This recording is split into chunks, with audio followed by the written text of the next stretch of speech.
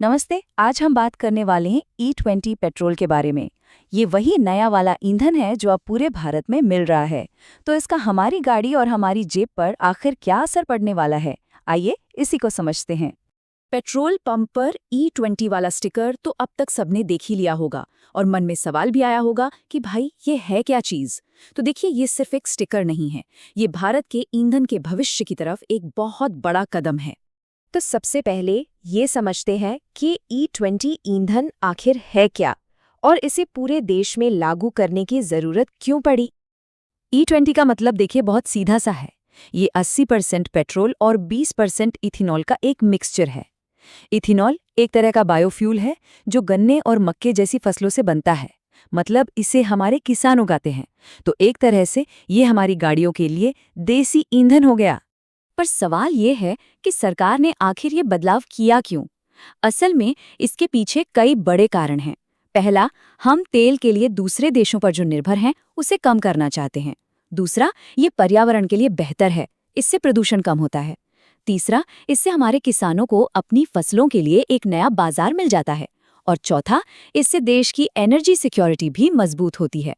तो अब आते हैं सबसे जरूरी सवाल पर। इस नए ईंधन का एक आम गाड़ी मालिक के लिए असल में मतलब क्या है?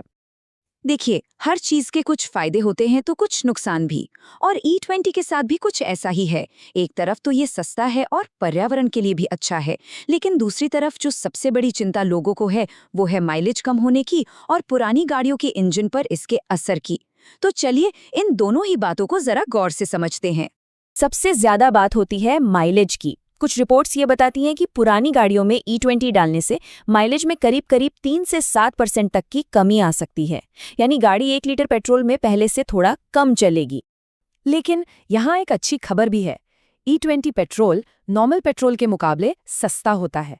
तो हो सकता है कि माइलेज थोड़ा कम हो जाए, पर पेट्रोल पर जो पैसे बचेंगे उससे शायद पूरा खर्च बराबर हो जाए, या हो सकता है कुछ बचत भी हो जाए। अब पुरानी गाड़ियों के मालिकों के लिए एक और चिंता है। इथेनॉल की जो केमिकल बनावट है वो पेट्रोल से थोड़ी अलग होती है। तो लंबे समय में ये इंजन के कुछ पुराने रबर और प्लास्टिक पार्ट्स को खराब कर सकता है, अगर वो खास तौर पर इसके लिए नहीं बनाए गए हैं। और यहीं पर आता है सबसे बड़ा और सबसे जरूरी सवाल, क्या आपकी कार या बाइक E20 के लिए तैयार है? अच्छा, ये पता लगाने का ना एक बहुत ही सिंपल सा नियम है। अगर गाड़ी अप्रैल 2023 के बाद बनी है तो समझिए कि वो पूरी तरह से E20 के लिए तैयार है, कोई टेंशन नहीं।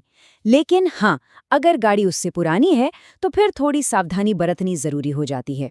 भारत की लगभग सभी बड़ी ऑटोमोबाइल कंपनियां जैसे Maruti Suzuki, Hyundai, Tata Motors, ये सब अब 2023 से E20 कंपैटिबल गाड़ियां ही बना रही हैं। तो अगर किसी ने हाल फिलहाल में नई गाड़ी खरीदी है तो चिंता की कोई बात ही नहीं है। और अगर फिर भी कोई डाउट हो तो इसका जवाब गाड़ी के फ्यूल कैप पर या फिर उसकी मैनुअल बुक में लिखा होता है। एक बार चेक कर लेना ही बेहतर है।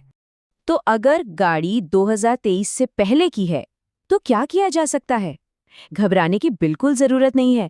कुछ आसान से तरीके हैं जिनसे पुरानी गाड़ी को भी सुरक्षित रखा जा सकता है।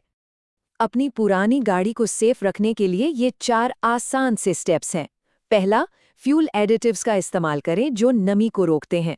दूसरा, गाड़ी के रबर होज की जांच करवाते रहें। तीसरा, कोशिश करें कि फ्यूल टैंक ज्यादातर भरा रहे। और चौथा, सर्विसिंग टाइम पर कराएं और फ्यूल फिल्टर्स समय पर बदलवाएं। कंपनियां खुद भी इस बारे में सलाह दे रही हैं। जैसे कि बजाज का कहना है कि उनकी पुरानी BS3 मोटरसाइकिलों में हर 1000 किलोमीटर पर पेट्रोल की फुल टंकी में सिर्फ 40 ml फ्यूल क्लीनर मिलाने से इंजन एकदम सेफ रहता है। तो भारत की ईंधन की कहानी यहाँ से आगे कहाँ जाएगी? E20 तो बस एक शुरुआत है। सरकार का प्लान यहीं खत्म नहीं होता। आने वाले समय में हमें E30 या E50 जैसा ईंधन भी देखने को मिल सकता है, जिसमें इथेनॉल और भी ज्यादा होगा। और साथ ही फ्लेक्स फ्यूल गाड़ियां भी बनाई जा रही हैं जो किसी भी तरह के इथेनॉल मिक्सचर पर आराम से चल सकेंगी। तो कुल मिलाकर E20 पेट्रोल सिर्फ एक नया ईंधन नहीं बल्कि एक बहुत बड़ा बदलाव है। ये पर्यावरण और देश की अर्थव्यवस्था के लिए तो अच्छा है, लेकिन इसके लिए हमें अपनी गाड़ियों के साथ थोड़ा एडजस्ट करना पड़ सकता है। तो सोचने वाली बात यह है कि क्या हम एक साफ सुथरे और आत्मनिर्भर भविष्य के लिए प्रति लीटर कुछ किलोमीटर कम चलने को तैयार हैं, इस पर विचार जरूर कीजिएगा।